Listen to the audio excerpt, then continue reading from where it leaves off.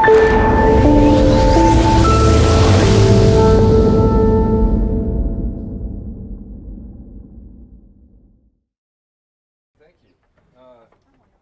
So I get asked a lot what we do here at Noospheric, so I want to give a little bit of background and then introduce Jim, and looking forward to hearing Jim's talk about his company and his background and what ProductPlan is all about, which I have a little bit of insight on, but excited to hear the latest.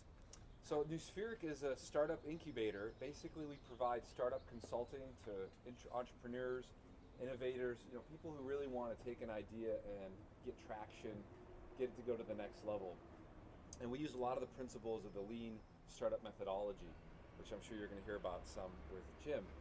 And so right now we are providing also access to our workspace for $250 a month. Basically that includes everything: conference room access, Wi-Fi, copier, and so forth. And the idea is to try to keep the price point really low so that anybody can afford that and come in and start getting exposed to mentors and guidance, and hopefully provide infrastructure, a little bit of infrastructure, so that you can really start to validate and develop your concept. Also here in the offices, and one of our, basically the lead sponsor for these coffee events is First Click. Definitely look up First Click. They're the premier online marketing agency in Santa Barbara, if I do say so myself, and providing very high-end online marketing research, analysis, web development, social, SEO, basically the whole gamut to drive really qualified traffic to a website and develop valuable online marketing assets. So thank you for being here. So without further ado, I'd like to introduce Jim Semick, who I've had the pleasure of serving on the MIT Enterprise Forum Board for what now, like 3 years? For 3 years, yeah. I just resigned. Me too. You did? Okay. So I was on it for 10 years. And I just got a chance to see Jim basically conceive of ProductPlan, which is a software company, a software as a service company that helps entrepreneurs really go through that guidance and take them through the entire roadmap of validating a product. It's brilliant, and it's exactly what any entrepreneur needs and leader needs to really take their concept and validate it, bring it to the marketplace. I'm going to let Jim take you through it and take the background through. So please help me in welcoming Jim Semick. Thanks, Jacques. Yeah, no, that's great. Yeah, so I really don't want to stand underneath this, if that's okay. So I guess this morning what I'll talk about is my path to where I am now. I'll tell you a little bit about ProductPlan and the company itself, but really what I want to convey to you is the journey that I took, and it was a weird one, to get to being an entrepreneur, and hopefully you will be able to take something away from that. Right now, the company is a B2B SaaS company, and what that means is that we sell web-based software to companies all over the world. I just did a count the other day, and we're actually in 53 countries around the world, and we sell to large companies and small companies too. So we have startups in our customer base, and we also have large corporations, such as Marriott Corporation is one of our largest companies. So what we do is product roadmap software, and what that means is that companies like Alaska Airlines and REI use our software to help figure out what they're going to be building next in terms of their mobile apps, their website, and other things that they might want to be doing. So we have, a lot of different markets that we're addressing. We have, typical software companies. For example, Intuit is using our product with 3 of their product lines,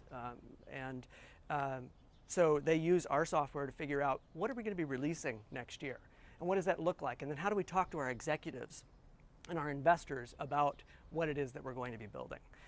So we have typical software companies, we have a lot of media companies, so we have Turner Broadcasting as a customer.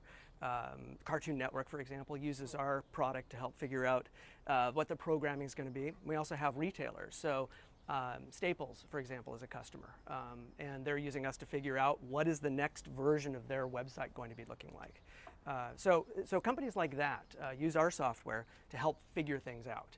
And the way that we got to this point is about 3 years ago, I partnered up with someone. So my co-founder's name is Greg, and we got together and figured out, let's start a business, only we didn't know what kind of business to start. So we went through what we call market validation to help figure out What is the lowest hanging fruit for us? What is the right market for us? What is it that we can feasibly build and sell? So, so I've done that process with other products that I'll talk about. But it's, I'll tell you a little bit about the process, but I'll tell you that it is the only way to start a company, this market validation process. So I talk quite a bit about that at, at different events and so on. So I'm really passionate about the process and the techniques for actually getting to that point. So the company right now is, we have headquarters in the Funk Zone. We have about 16 people. We actually have people kind of scattered all over the place. So with any small company, especially those that are established in Santa Barbara, it's hard to find talent. And so we have engineers in Panama, we have engineers in Denver, we have people in Portland, and we have people in Santa Barbara. And so really, with the kind of company that we have, it's very possible to figure it out and kind of get and be very scrappy about how you build a company and get the resources that you need regardless of where they are in the world. And so that's given us a very flexible company. We have it's not quite a lifestyle company because we're a very solid, real software company. But at the same time, we have a very good culture. So we go out paddleboarding. A couple weeks ago, we did a team meeting, went up to the top of Inspiration Point, and that was our team meeting. So, so it's really a great way to run a company and software. And I think a lot of you are probably involved in the software industry in some fashion. Software is a great way to do it. So, I think what I'll tell you a little bit about is how I got to this point, which is about 15 years ago. I was living up in Seattle, and I was writing technical books for Microsoft Press. So I had these technical manuals, and I was a book author. And I was bored with that, and I wanted to do something else, and moved to Santa Barbara and got involved with a local startup company called Expert City. And for those of you that haven't heard the Expert City story, that's the company that was acquired by Citrix. So they do GoToMyPC and GoToMeeting and those products. So at the time, Expert City had a totally different product. They spent about $10 million figuring out this product that they thought that people wanted. And the investors loved the idea and the employees loved the idea. But when they actually hit the switch to go live, nobody actually bought that product. And so it's through that process that I learned about market validation, which is this idea that you can test a market and you can pre-sell something without actually doing it. So, and that's a really important concept. So a lot of entrepreneurs, they get an idea and they feel really strongly about that idea, and it's their baby, it's their passion.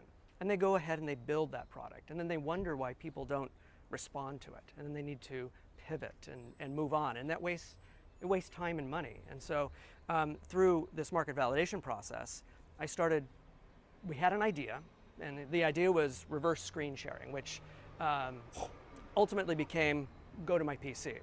And so we had a rough idea, and I started picking up the phone and calling people, trying to understand why they would want something like this, or why they wouldn't want something like this. And that in itself is a step that a lot of entrepreneurs don't take, is just trying to understand and going beyond, do you like this idea? Because liking an idea is not the same thing as buying a product. And so trying to really understand and kind of suss out whether somebody is truly motivated and has a big enough problem for them to pay you for something. That in itself is a really big and important step that you can take. And so through this market validation process, I figured out what GoToMyPC was going to be in terms of what's the feature set, how much do we charge for it, how do we talk about it, what are the true value propositions for the product, and then I did the same thing for GoToMeeting, GoToWebinar, GoToTraining, and those products. And then those products were successful. And then later I was part of the early team over at AppFolio trying to figure out what that product was going to be. So at the time, AppFolio wasn't AppFolio, it was just a concept. It is B2B software for enterprises. Okay, so that's huge. That's like, what is that? So we needed to figure out, okay, how do we narrow the scope of this? What vertical markets do we go into that we could tackle? So is it beauty salons that we approach? Is it property managers? Is it automotive shops? Is it ophthalmologists? What is it? Who do we sell to? And so we went through this market validation process with all of these markets and figured out that the low-hanging fruit is property management software. So and so that's how AppFolio got its start. And today, for those of you that know AppFolio, they have about 500 employees now and growing, still growing very quickly, and really proud of the work that we did there. And so that work also set the stage for future opportunities that AppFolio would go into. So they acquired we knew that the legal market was a very exciting market for us, so lawyers needed modern software. And so when the time came, we actually could make a move on that, and actually we acquired a company that did legal software, but we knew that that was an opportunity. And so, which brings me to today and getting ProductPlan up and running, was I knew inside of me that I wanted to create a product for myself. I knew that I have always been entrepreneurial, but I've often been entrepreneurial for other people. And so I really wanted something for myself. And so I had that vision and drive. And that's really what motivated me to start my own company. But I didn't know what kind of company I wanted to start. And so, as I said, I partnered up with Greg, and we started brainstorming ideas. And I had some crazy ideas. I thought I really wanted to launch an ebook company that was appealing to kids. I wanted to create the Netflix for kids ebooks, and that was the idea. And then I moved on to senior care because that's a big booming market, and I thought there were some opportunities there. And there are opportunities in that market. And so in any one of these markets, you see opportunities, but you have to find something that is the intersection of great market opportunity and what you're passionate about.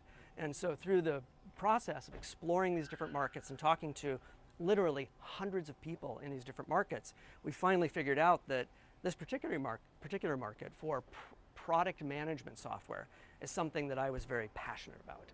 And what were those conversations like? The hundreds of people, yeah. What does a conversation like that sound like? Yeah, so for example, the senior care market, we thought, well, let's build software for the home healthcare space. So there are home healthcare agencies that send nurses out to people's homes to take care of them. And we thought that's an interesting market, guaranteed to grow because people are getting older. And so we kind of came up with some ideas, and then we literally started picking up the phone and started calling home healthcare agencies. So tell me about your business. What do you use today?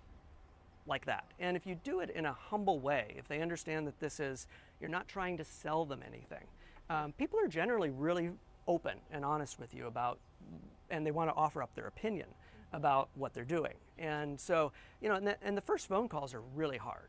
And I don't want to, sugarcoat it, because picking up the phone and starting to call someone about something that you know nothing about, right? You don't know what the buzzwords are, and it's almost guaranteed that you're going to sound a little bit foolish. But that's what being an entrepreneur is taking those steps. And because ultimately you have this big vision of where you want to go, and so you need to take these baby steps to get there, and picking up the phone is one of those baby steps. Jacques? Jim, can you do market validation without a one-on-one conversation? Can you do it through some pay-per-click ads with some surveys? Yes. Yeah, absolutely. So there are kind of, I think about it as two steps. One is just understanding what makes a company tick or a customer tick, right? So I want to know, for a home healthcare agency, for example, how big is their company? I want to know what their goals are for that business, what the problems are that they're facing. So those are things that you really can't get through a survey. You have to really have this one-on-one interaction. But then later, there are things that you want to test. So for example, ProductPlan, when it was still a concept, we were putting really bad mock-ups in front of people, and people were responding to it. And we thought, oh, we have something here, but can I reach those people cost effectively? And so in about an hour, I put together this really bad website. It was, I can show it to you, it's really bad. And I bought Google AdWords, and I put on there what I thought people would be looking for and what I thought their problem was. And it drove them to this bad landing page, and it said, sign up for our free trial, right? And people put in their email address. And so at that point, I knew the click-through rate, I knew the conversion rate, whatever that is, from landing the page to signing up for a trial. And this cost only a few $100s, and literally took a few hours to put all of this together. And then I took it one step further, which is not only do I understand customer acquisition cost, which is really key for a software company, but I also can then call these people or I get their email address and I say, hey, would love to get your opinion on this software that we're building, which we actually hadn't started building yet. I was going to ask you, Yeah. How did that work out? Because you're like signing for a free trial for something 3 years from now. Well, in our case, it was 6 months. Okay. And so we were able to talk with those people and kind of understand, what were you looking for at the time? What is the problem that you're trying to solve? How are you solving that today? And those questions helped inform our decisions about what to put in our product. What percentage of the people who, let's say, click through, Yeah. by entering in their contact info were actually of value versus just, I don't know, random Yahoo, who's just, It was extremely high. We got really high quality leads that put their business email address in. And so you get that sort of confirmation plus the follow-on phone calls that you have with these people, and you go, okay, we have a business model here that makes sense. I can cost effectively acquire these people and sell them a product. It's never guaranteed, right? Because we haven't built the product yet. We think it's feasible, but we don't quite know yet. And so there are all of these risks, and people could tell you over the phone that I will buy that product if you do that. But at the end of the day, they're not whipping out their credit card yet. They have purchasing power anyways. It could just be, again, they might need their CEO approval. Well, the CEO's like, oh, we don't do that. That's part of the process. Is I ask them, okay, so you say that you're going to buy this, so who else would need to be involved in that decision? Yeah, exactly. Is it a credit card? Would you put this on a credit card? Whose credit card? Is it your own personal credit card and then you expense that? Or is it the business credit card? So you ask these questions and then you really gauge the truth about what people will do. And that's really what this is about. Yes, go ahead. How did you determine before you went into production of your company per se what your customer acquisition cost was going to be? Yeah, so so through the early trials, we could pencil out what the cost was going to be. So we made guesses. We said, X% of people that click an ad will come to our webpage, and X% will convert to a trial, and X% will actually convert to being a customer. And Okay, how did so you come up with those percentages? these percentages are out of your head, but they're based on industry standards. So I could look at any one of the public companies out there that sells software online, and they will disclose to me what their conversion rates are. And so through that, you can kind of gauge what's realistic. So I could realistically say, oh gosh, if 10% convert to trial, and gosh, if 10% convert to paid, and our average paid is this amount, and I know, and I can make a guess on how long they're going to be with me, right? I can start to understand customer lifetime value. So then you compare that acquisition cost with customer lifetime value, and you say, wow, that is significantly lower than this. It becomes a no-brainer at some point, even if your numbers are off, right? This back of the envelope. Yeah, but you have to know enough about the industry and be reasonable in your assumptions. And if I went into this saying 75% of the people that sign up for a trial are going to buy, I would be crazy, right? So I know that, the funnels of other companies aren't that. So, yeah, so you kind of make these educated guesses, and and the other thing is that Greg and I have done this before. So we've. I was going to ask that. Are you and Greg, had you worked together? Is that, how did you find your we haven't worked. relationship? Yeah, we haven't worked together. We were more friends before we started. Not close friends, but I will say that if you are partnering with someone, if you have a co-founder, that relationship is so important, because it's really like marriage. You're dealing with a lot of ups and a lot of downs, and to be able to work through those in a mature way, and to be able to come to a resolution and understand what's important and what's not important, right? That's key. And so if you start things off with negotiating equity percentage and just being playing hardball, you're not setting the stage for a relationship that will last for years. So I encourage you to pick your co-founder wisely, and also make sure that your co-founder has complementary skills to you. That's what I was going to ask, actually. It sounds like kind of you're more of the business development, Yes. sort of strategic planning, Marketing. and Yeah. and so then your co-founder, Greg? Greg, yeah, he's So more is he technical. So he was kind of more about the what web technologies that Exactly. you're using and what's Exactly. going to go with. Yeah, and neither one of us are coders. Neither one of us are developers. So we had to figure out how to hire that talent in a cost-effective way in order to get us off the ground. And yes, Michael.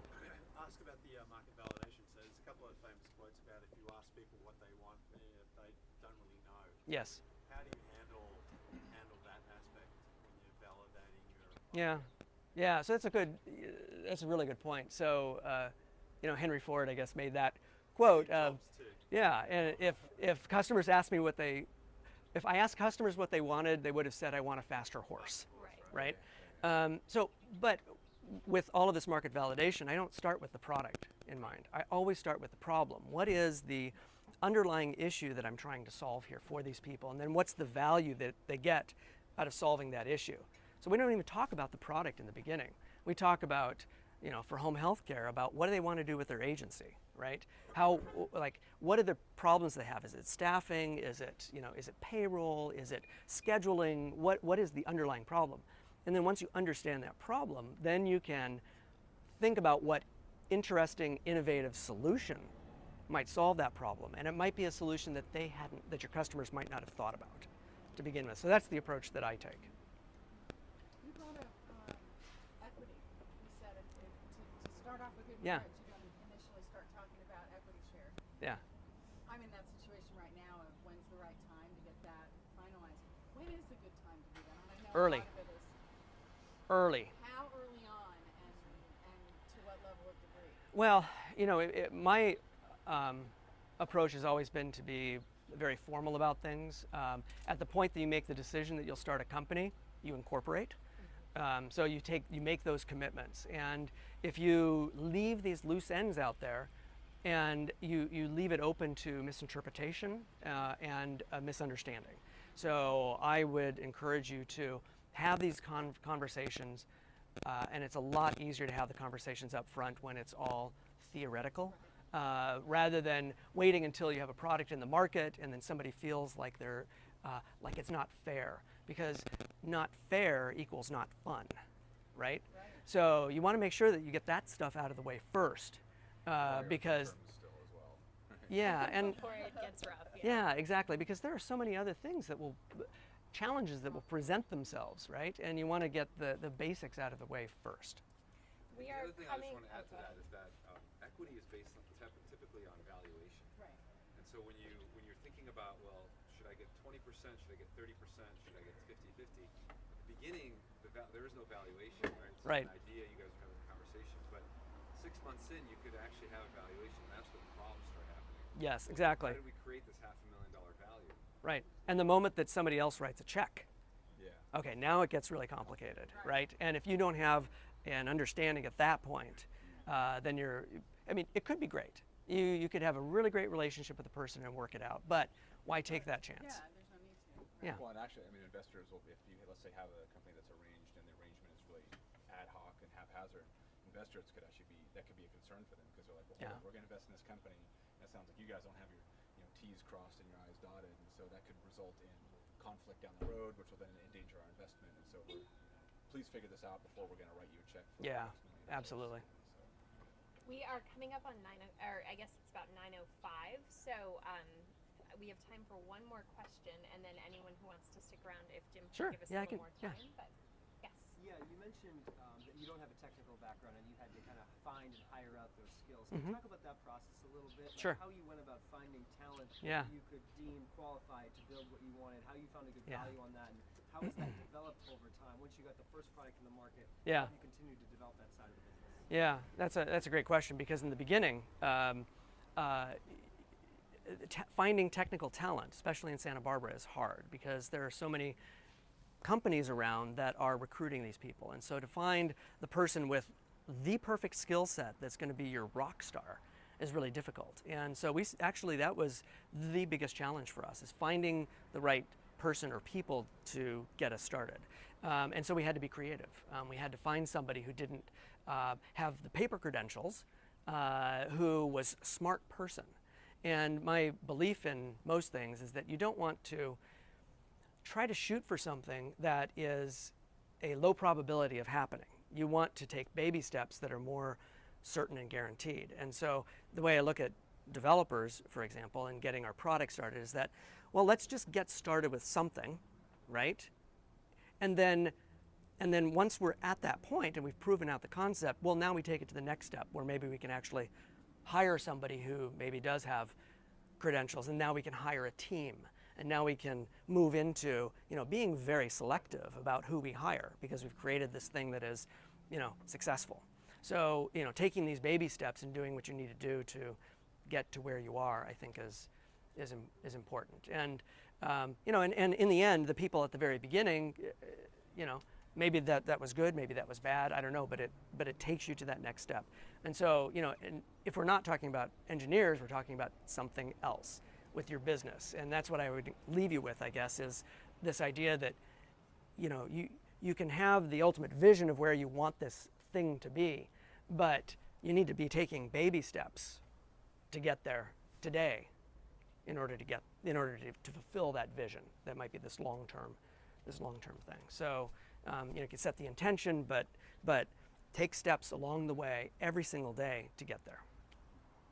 Talking about ProductPlan, I mean, so what's the company's sort of state right now? And what's I the like focus? that, Jacques. We're being cued. Yeah. And what's the question? Well, just what's the direction now? Like, what's your focus now?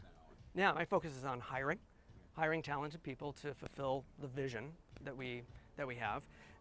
It is satisfying our existing customers, making them happy, and then the model is already proven out. We already know how this thing works. So now I need to stuff the top of the funnel, which is people coming to our website. So yesterday we released a new book, an ebook, 50-page ebook, downloaded at ProductPlan.com, and it is, and it's doing things like that stack the top of the funnel, because I know that if I fill the funnel up at the top, I know my metrics, and I know I wind up with customers at the bottom. So those are my key things right now. Thank you. Thank you. Very much. Yeah, thanks.